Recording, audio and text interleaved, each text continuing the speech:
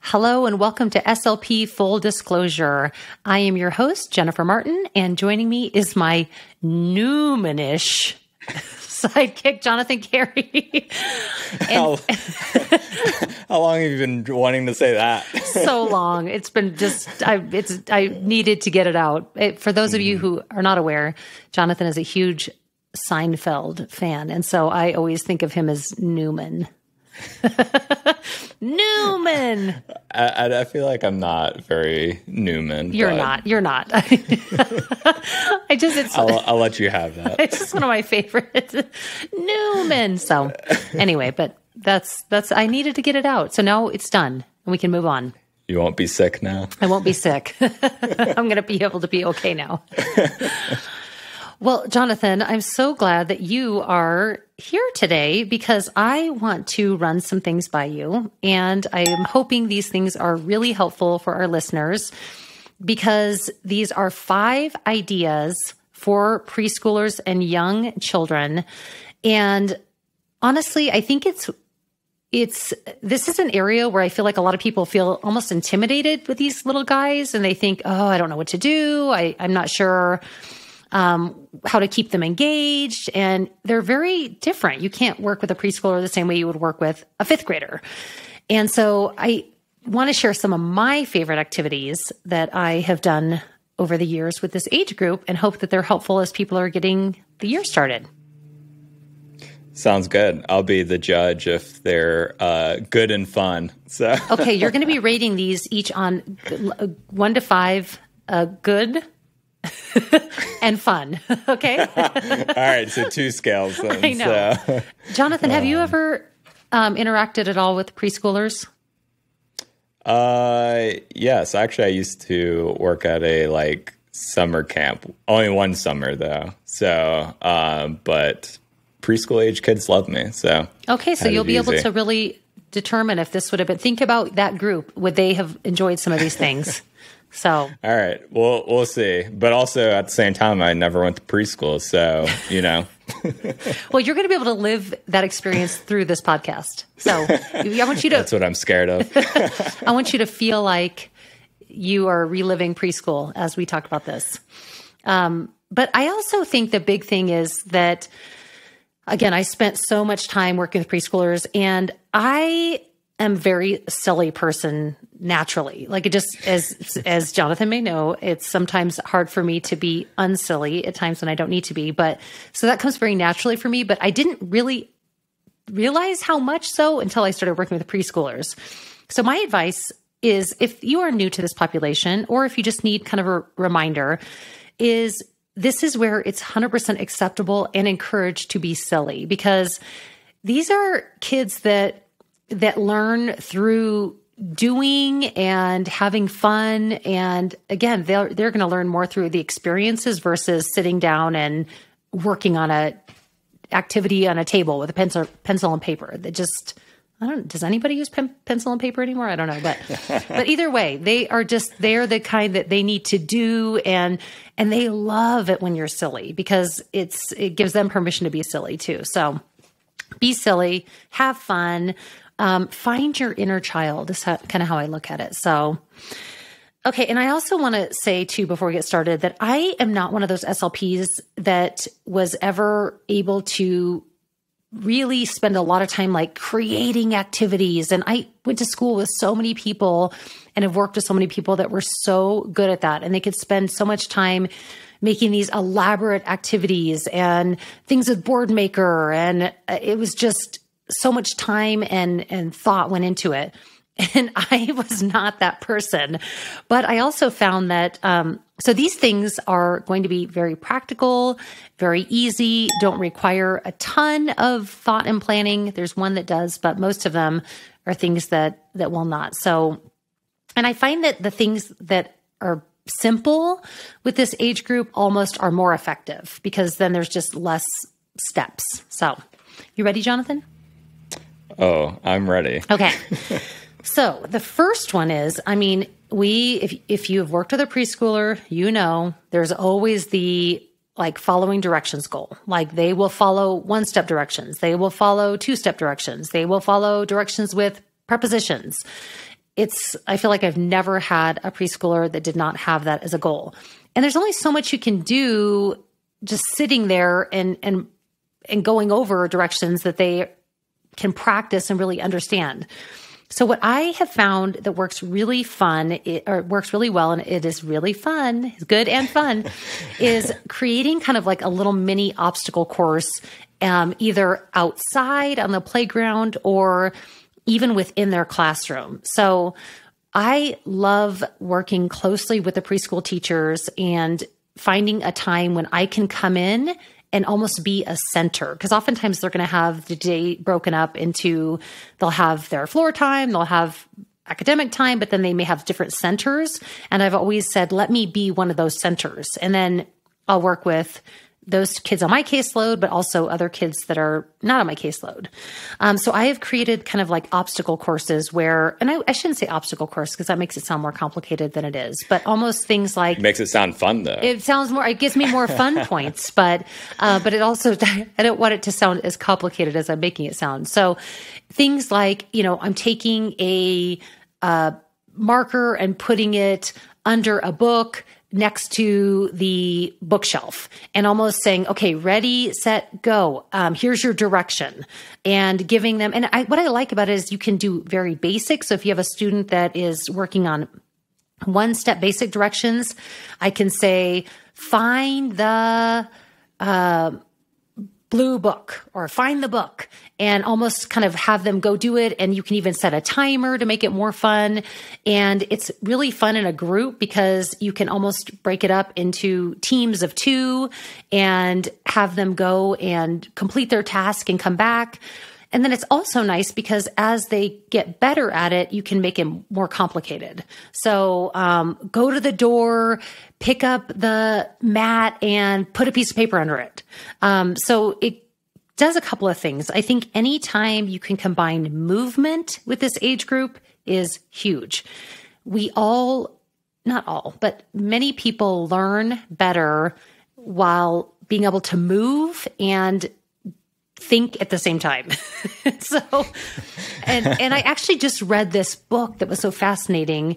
Sanjay Gupta, who is one of my favorite neurosurgeons, he just wrote this book about the brain and said, there's so many things that are not true. That supplements are oftentimes not doing to the brain what we think it is, and superfoods are sometimes a myth. However, the one thing that they know for sure is movement and interaction are 2 things that are very, very positively impact the brain. So anytime I can combine movement with the task that we're trying to accomplish, I find that I get better results. So, okay, so obstacle course. And then again, if you can't do it inside and you're in an area that has a playground, you can take them to. It's so fun also to do on the playground with a small group or groups of 2. Okay, what's your rating? Ooh, pressure's on here. I think this is a pretty good idea, actually. So off to a good start here. I'd say probably a 5 for the fun rating. What?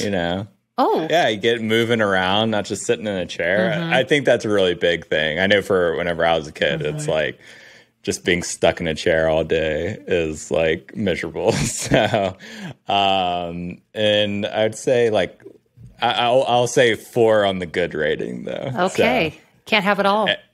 But so 9 out of 10. Okay. Wow. I would say we can only go up from here, but yeah, not really. By much. We can go down. Not by much. Yeah. But 9 out of 10 would recommend. So okay. Yeah, and you're so right. This whole model of, I'm so glad that many schools are changing this where, I know if I sit all day, I cannot work. That is not my best work. I need to stand up. I need to move around. So I think and I'm big on making it practical because if it's not something that, it's like any of us, we can read about things in a book. If I read about how to do carpentry in a book, but I never actually put it into practice, I'm never going to be a carpenter.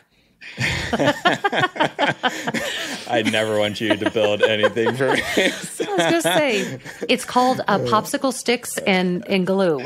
That's my carpentry. Yeah, it's not structurally sound, but yeah, no, I mean, I'd agree. I think also if you learn things in different ways, learning the same thing, it will help you learn it better. And also for people that just learn differently, it's like, if you're just reading it in a book, some people it's like that's all they need, whereas other people it's different. So yeah, I wish I was in that camp of that's all we need, but it's like I have to hear it, see it, do it, and then maybe it's going to stick. Yeah, but I could like read it, but it would only retain for ever so long. Like I would read the book on my way to the test and then like do the test and then not remember anything after. And then not even remember that you were in that class. Yeah. I don't even know where I went to school. So. Well, we know you did not go to preschool. That is the only thing we know. True. We don't know where you did any of your other schooling, but we know you did not attend preschool. So, yeah. And then one more thing before we move on to the next is another piece I like about it too is doing that with other students, because anytime the students can observe and hear somebody else doing it and watching them, again, it's like they're doing it, they're seeing it. So just one more way. We'll be right back to our interview. Take a moment to stretch your legs, but don't go anywhere because we want to talk to you about our podcast partner, Med Travelers. Med Travelers is an industry leader in allied travel career opportunities for a reason. Featuring exclusive jobs at top-tier facilities across the United States, higher earning potential, W-2 employee status, and a flexible schedule. Med Travelers is your advocate for career success. Make sure to visit medtravelers.com to discover how Med Travelers can help drive your career forward. Again, go to medtravelers.com to start your travel journey today. And now back to the show. Okay, number 2. I love, and again, this goes back to if you can create a center, and again, you could do this with preschool, you could do this any of those younger ages where they do typically have centers within the class, or even kindergarten oftentimes, even though kindergarten they're doing in kindergarten now what I was doing in second grade, maybe even in college. I don't know, but it's like, so I found a bunch of my old books from like things that I was doing in kindergarten, and it was nothing that they're doing now. Nothing. Y'all had books back then? Back in the day. It's called, back when you were in kindergarten? It's where we chip it away on rocks. Here's my stone tablet from kindergarten. So. Yes, exactly. So, but one of the things that I loved doing, which was always a big hit, are group activities. So as a center. So, and what I like to do is to do activities that had multiple steps so that everybody could have a turn to participate, but then there was something fun about it. Because remember, you have to be fun and engaging with this group because otherwise you'll lose them. But one of my favorite things to do was making Play-Doh. And it's really not hard. It takes 5 different ingredients. But what's nice about it is then, and I would do this where you could either take a photo of the ingredients, like here's a picture of flour, here's a picture of the measuring spoon, here's just so you have a sequence. Or if you have Board Maker, you can do Board Maker for all those photos as well. But now everybody has such a nice camera phone. So doing those sequence and almost then kind of, let's say I had a group of 4 or 5, then the first one, okay, first step is we need to pour flour into the cup. And then they get to do that and then put it into the bowl. And then somebody gets to put in I think there's like salt, but even like water. So you have everything ready to go, but everybody gets to do a step and then they get a visual cue when it's their turn. And then what's fun about it is then at the end, they all have Play-Doh that they can actually play with. And I don't care how old you are. I'm sure you still like Play-Doh, Jonathan. I wasn't a big Play-Doh person. Oh my gosh. So. It is so fun. But what I will say is this, and you can seriously Google homemade Play-Doh and you will find so many. And I want to say there's, like I said, like 5 pretty basic ingredients. But those are fun because everybody gets a step and then there's something fun at the end. And I've also done this with books that are kind of repetitive, but that work well with this too. But for example, Brown Bear, Brown Bear. One of your favorites? Do you even know that book? Yeah, I read it all the time. It's on your nightstand right now. But what's nice about that is like everybody gets an animal, brown bear, where do you see? I see a bear looking at me. And then whoever has that card or that picture gets to present it and have a turn. So it's kind of nice because everybody gets a turn. They're not waiting forever for their turn. So it keeps them, kind of forces them to stay engaged. And that's what I would also say is for these turns, make them pretty short so you don't lose the attention, because they're little and they don't really have a great attention span at this time. So any repetitive books like that are another thing that I've done with group activities that have been fun. And, okay, this is an oldie but a goodie. And I'm telling you, like, there's nobody that can convince me that this is not a fun toy. But this is another one that I've actually done in groups. Mr. Potato Head. But they have so many fun accessories, I should say. But like I have a potato family. And so it's fun though too, because we can then go through like, okay, and it doesn't even have to be, here's the pile of eyes, here's the noses. So the kids can actually be creative and pick, but it's like you're accomplishing all kinds of things. You're accomplishing sequencing, you're accomplishing following directions, you're accomplishing vocabulary, if you're working on specific speech sounds. And then again, it's kind of fun because at the end you have a potato head. And again, it's quick. So it's not a long activity. So those are some ideas for fun group activities. Score? I need to get one of those, I know. Like where you hold up the sign. And it's like I was just thinking the same thing. I think so I think the key with this, like you were saying, is keeping the group small. Because I know, just like thinking back, like in those like larger group activities, it can kind of, attentions go to other places, if they're just sitting around. So I'll say 3.5 for the good. Okay. And 4 for fun. I think a lot has to do with. Yeah, I mean, I'm not huge on the Play-Doh, but I think it's about the execution of it is critical for this. It is. Yes, it is critical. And again, you'll know your students well to know, like, okay, this student cannot be trusted with a cup of flour. That is not good, so then you wasn't me. That was you that couldn't be trusted, I know. Okay, moving on. Okay, so this next one, I am telling you, this is a very basic, buy it in any store, very affordable, but so much fun. So much fun. And I feel like this never stops being fun. Balloons. So let me tell you some of the fun activities I've done with balloons in this age group. First thing is, okay, I don't know the official term, but I'm calling it a blower upper. Because especially if I really don't think that's an official term. Well, I'll explain what it is. Air compressor? No, you're giving that's making it air pump. That's probably no. You know what? You just triggered what it is. It's called a balloon pump. Okay, that's what it is. But in this time of coming out of a pandemic and whatnot, and especially if people are still wearing masks, you don't want to be blowing up balloons, and all that happens then too is the kids, pass it back and forth. They don't care. And so the balloon pump, and you can get them at dollar stores, you can get them at Amazon, but it basically just allows you to pump up the balloon. You don't have to blow on it.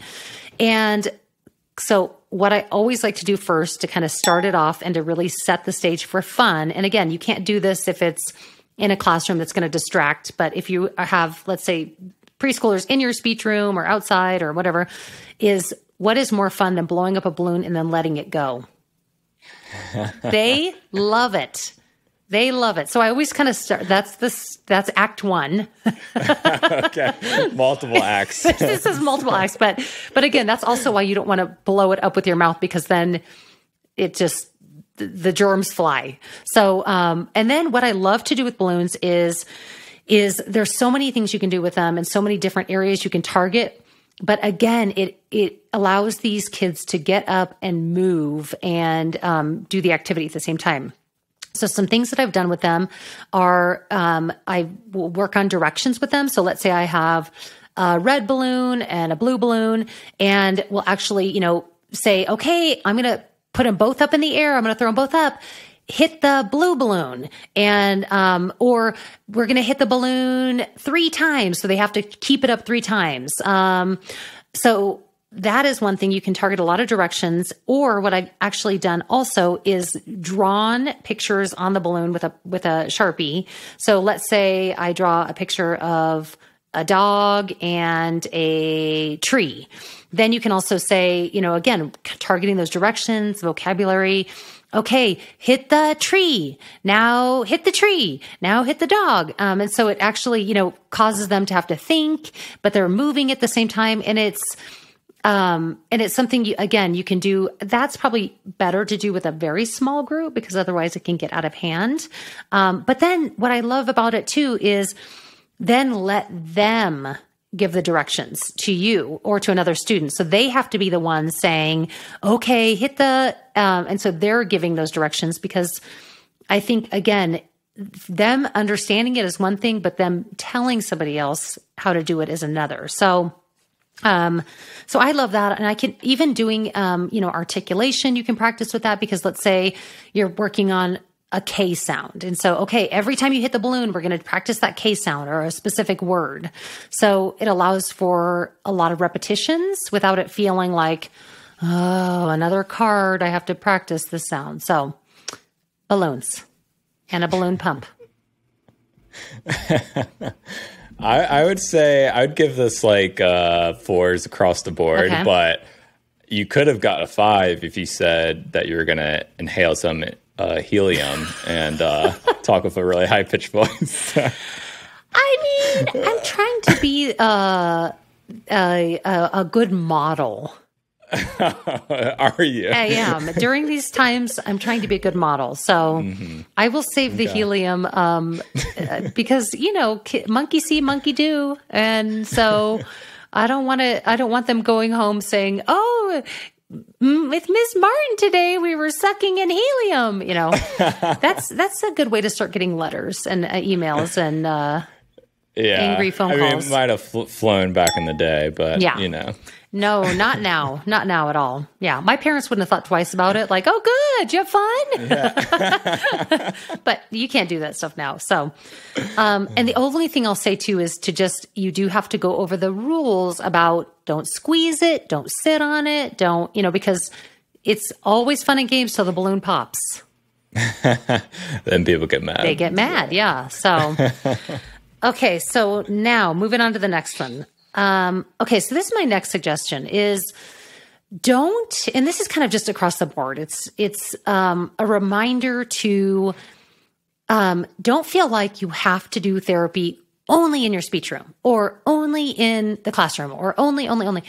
Think outside of the box about where can you do this work that is a new setting, a new place, a new area to practice in. Because again, I think we want them to take the skills that they're learning with us and carry them over to other areas and other places with other people. So I used to love to go and join my students, if it was possible, on the playground. Because then, again, you're doing that movement. It's fun, but you can target so many goals like the swings. Oh my gosh, you can do so many things with swings where it's like, okay, I'm going to stop. You have to request for more. How many times do you want me to push you? How high? Oh, look, you're next to the student next to you. The slide, you can, going up, to slide down, the slide. So I feel like the playground is a really great place. And even in like the cafeteria or library, if that's appropriate for your school, is working on those skills in a different location and setting within the school. Because otherwise it's like, okay, I come in this room, practice this skill, and then when I leave, it's like you with your tests. You took the test and left, and it was like never to be thought of again. Yeah. Yeah, no, that's true. So, but you talking about going down the slide reminded me whenever I was a little older than preschool, I was going up the slide which then got me a green slip. So among many other green slips. Yeah, no, that's a big, that's like a misdemeanor. Yeah, hey, it wasn't a yellow slip, so then it was okay. But yeah, that's when they knew I was going to be a troublemaker. I was going to say that should have been that was the gateway. Yeah, so no, I think this idea is pretty good as long as the child likes being outside and stuff. Otherwise, it might be a little bit hard to get them to want to participate. But. Yeah. And I think most kids love it. And that's where, I mean, even if it's, let's say you live in an area where they need to put on a jacket in the fall, it's also a great, even in the leading up to being outside, you can even say, okay, what do we need to put on before we go outside? Okay, tell me what we need. Where do we find those things? I mean, it can, so much of that practical work can be built into just the everyday, because that's what we want is, we want them to use these skills and understand these skills in just every day. It's that 30 minutes once a week with us is not where change happens. So anytime you can spread the love to other locations in the school, I think is really helpful. All right. You got a score for me? I will say... Let's say a 4.5 for fun. Okay. 3.5 for good. So okay. I think, or I'll give you a 4 for good. Okay. I'm being a little too, harsh on you. A 3 3/8. Yeah. I don't even really know what that means, but. Well, it's lower than 4, so. I knew that, but. Okay, so one last thing. Is, okay, so one thing that I know for sure is that little guys love to play in the water. So hear me out here on this. So there's a couple of different ways that I've done this before. And one is I'll even just get like one of those clear little tub things that you can just buy in any, Walmart, Target, whatever, and put water in it. And there's so many things we've done with this, whether I bring a bunch of like Matchbox cars and we almost kind of create a car wash, putting different animals in the water. Not alive. No, plastic. Waterboarding, Again, Jonathan, I'm not looking to get emails from parents. So I learned to take in helium. Just wanted to clarify for the audience. I want them to get emails from parents either. Yes, thank you, Jonathan. Or maybe a more serious than a email. Yes, no, you're exactly right. Like plastic animals of sorts, or anything that floats. Boats or what else floats? Ducks. But so I've done all sorts of things. Again, the car wash, bathing the animals, anything. We've done like sink and float activities. Like, what do you think is going to happen? Is this going to sink or float? Okay, everybody who thinks it's going to sink, raise your hand. Everyone thinks. And so that's been really fun. And again, if it's nice outside, I've always loved doing that. If you can go right outside at the classroom, somewhere on the sidewalk, that's been fun.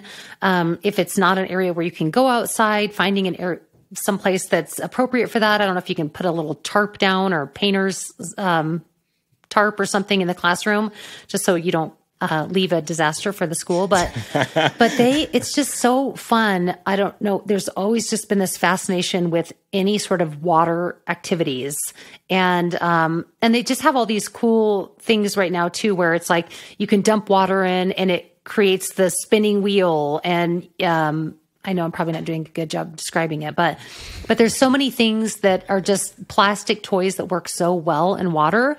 I even like filling and pouring, like where it's almost like taking different shapes and sizes of containers and filling it up to see like, oh, this one's completely full, but when we pour it in this one, it's only half full. Why did that happen? And so again, it's just a way to use so many vocabulary, adjectives, like wet. You could use that all the time for this activity. I mean, Descriptive, following directions. Again, you can target those articulation sounds. And I prefer this. I used to do a lot of like bean bins with like dried beans and rice, but those just got kind of gross after a few times. And I was like, I can imagine. Yeah. So I stopped doing that and then switched to water because it felt like we're at least, and if you really it'll evaporate eventually. Exactly. And if you really want to get adventurous, you can put in dish soap, and that's even more fun. But again, your students, it's for the car wash. That's exactly for the car wash. And, and the kids, they love it. And again, boys, girls, it doesn't matter. They all really, for the most part, love it. Unless you have a kid that's got some pretty significant sensory issues. There are sometimes, again, those kids don't love it. But again, even if they're watching and participating, but they don't have to touch some of the things, or maybe that will encourage them to slowly become more comfortable with it. So, all right, that's it. What do you think about the water? So I'd say for good, I would say 4. Okay. One tip is I'd probably try to mostly do that outside, because then it's like, if it spills everywhere, it's not like we need towels now. So, and I would say on the fun, like probably a 5. It really depends on the kid though. So it does. But I would say in general, a good 5. Okay. So. Well, and I think you're right about the outside. Another place too is, if possible, in the cafeteria. If during lunch hours, of course, but sometimes, again, the school, as long as you're not creating a giant... Put the hamburger in the water. Yeah. I mean, it's probably happened more times than we can think of. So, yeah. No, don't put food and or live animals in the water. Pro tip. That's our disclaimer. All right. So we've got have fun. If you're having fun, they'll most likely have fun. This is your chance to just be silly. Don't worry about what anybody thinks about you. And because the kids will love it. They love it when adults are silly. Okay. So just to recap, obstacle course, group activities, balloons, taking therapy outside of the classroom, water. Sounds like a good plan to me. Yeah. So hopefully it helps. And I encourage, if you have ideas or have fun suggestions, go to our Instagram page, SLP Full Disclosure, and share, because this is where I feel like I learned so much from other clinicians and people doing things that I'm like, oh, I never thought about that. So never assume that somebody else already knows it or is doing it, because many times they do not know and they're not doing it. So feel free to share, because I'm always looking for new ideas. Jonathan's always looking for new ideas. And I know that especially as the year starts and we're going back and hopefully staying back, we'll be able to engage more with our students. And that wraps up this episode. Thank you for tuning into SLP Full Disclosure.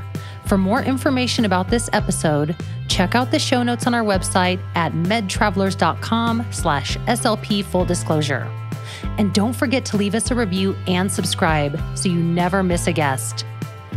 Are you interested in becoming a travel SLP? Visit medtravelers.com to learn more and explore the exciting opportunities we offer at top-level facilities across the country. Also, a special thanks to Jonathan Carey for producing this episode and Aiden Dykes for the music and editing. And as always, this episode was powered by Med Travelers. See you next time.